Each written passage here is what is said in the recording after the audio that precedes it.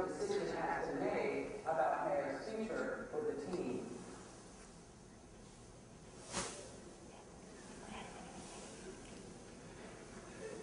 Well, now, I'm that guy. That was Saturday, March 7th, this past year, 2009.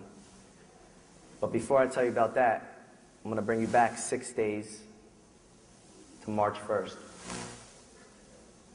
In a game with the Philadelphia Kicks on March 1st, I tore my ACL and my meniscus. Not even 10 seconds after doing this, as I lied on the turf, I was already thinking about my future. I was already thinking, what did I just do? Did I just end my professional soccer career?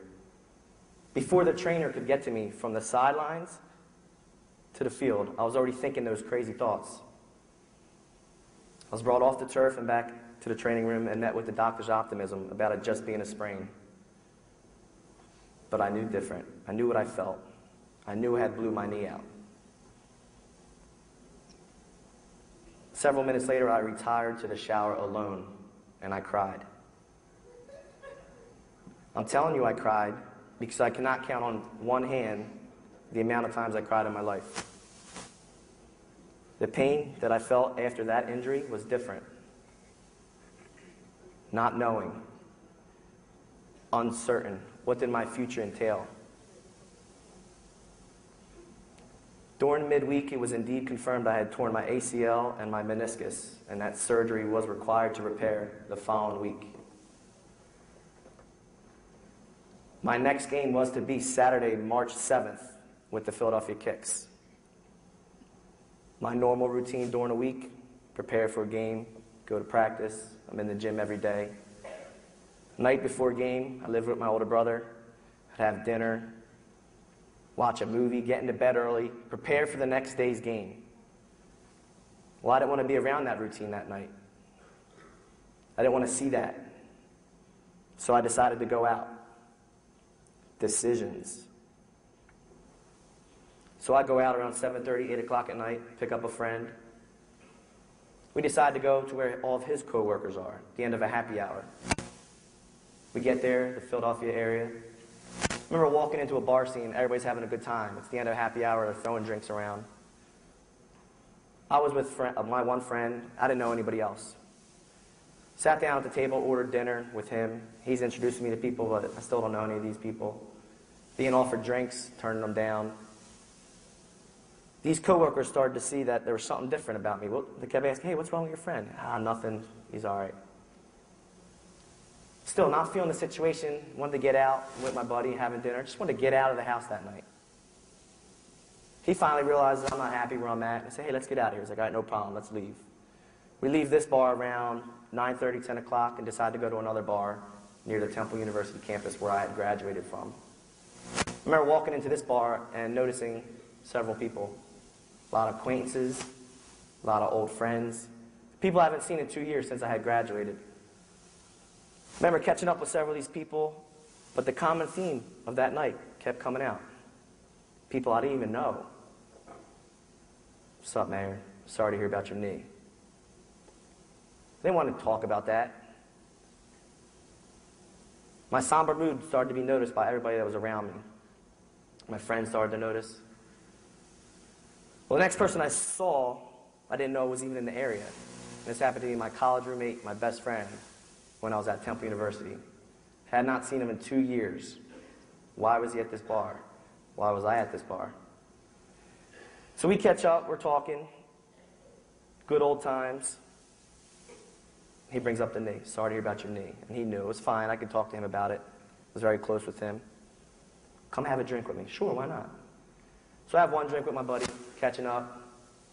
One drink turns into 2 drinks. Still not feeling the situation I'm in, but I'm out now. Catching up with old friends, I'm with a good friend. Decide to leave close to 12:30, 12:45, and go to a different bar closer to my friend's house outside the Philadelphia area. We figured we'd go there, hang out, and then call it a night. We walk into this bar, and we walk up to the bar, and it's me, my buddy that I was with all night, and a group of people that we met there. I walk up and the bartender looks at me. And I know this bartender, and he knows me. And he looks at me.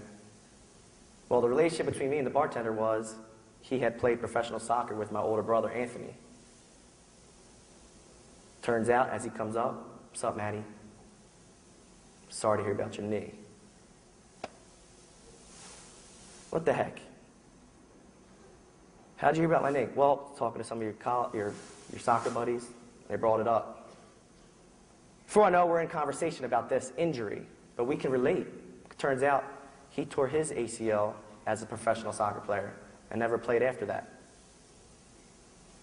So I'm feeling comfortable talking to him, but my mood is still somber. I don't want to talk about that. I want to think about that. That's my future. Before I know it, there's some shots lined up for me and my party. Usually, pick up some shots, hand them out to your friends, cheers, whatever. Nope.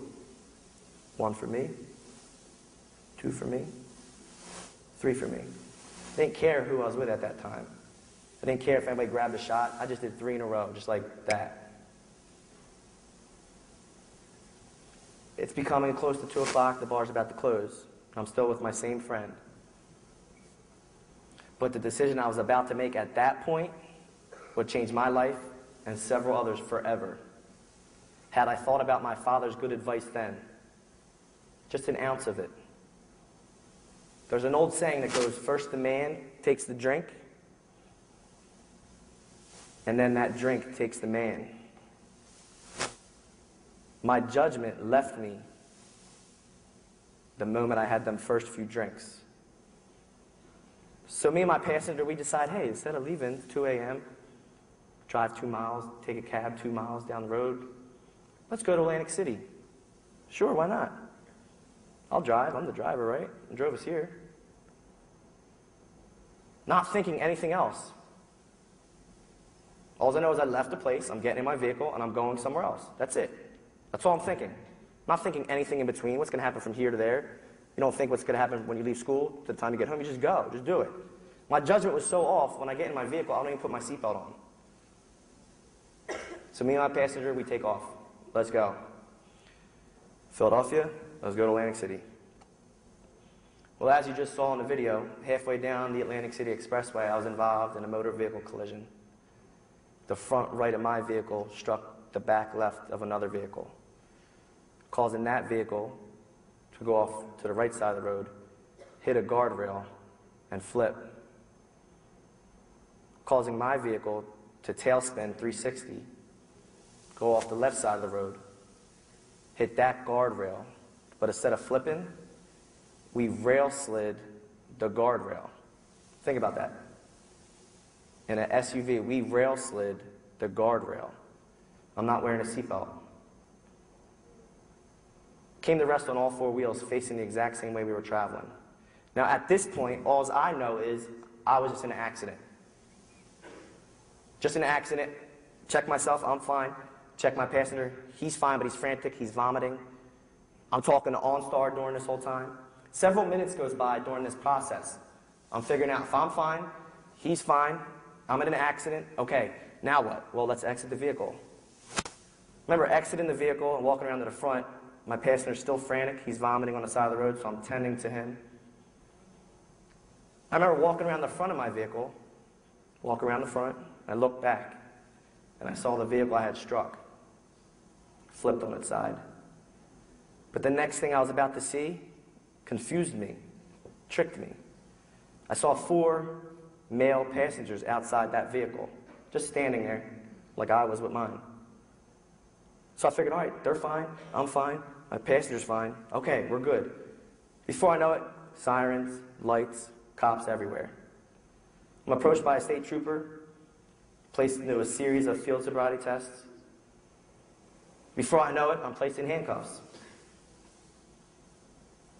And I hope nobody in here knows what that feels like.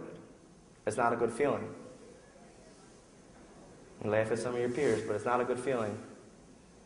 You're helpless. There's nothing you can do about it. Embarrassed. The state trooper then brought me back into the back of the police car. Brought me to the state police barracks. Brought me into the room, handcuffed me, but he had to give me a breathalyzer. Now, does anybody in here know the legal BAC? 0.08. Mine was more than double that. 0.08 if you're 21. If you're not 21, it's zero tolerance. People don't understand that. If you're not 21, you can't drink. Just food for thought. 0.08 if you're 21.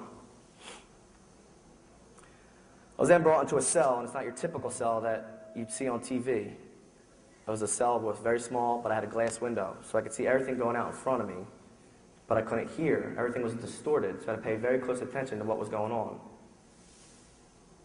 I remember sitting there for the next several hours. This was my thought process. Just got into a car accident. I'm fine. My passenger's fine. I saw the other car. They're fine. Damn, I just got a DUI. My father's going to kill me. Totaled the vehicle. And I was thinking about my knee. I have to get surgery next week. This sucks. For the next several hours, that's all I thought about. That was my thought process over and over and over. I'm in trouble, vehicle, DUI, surgery. I started to pay more attention to what was going on outside the cell. There was a lot of commotion. And I tuned into a dispatch conversation. The next thing I was about to hear from this dispatch, I was not prepared to hear, nor could anything prepare you to hear.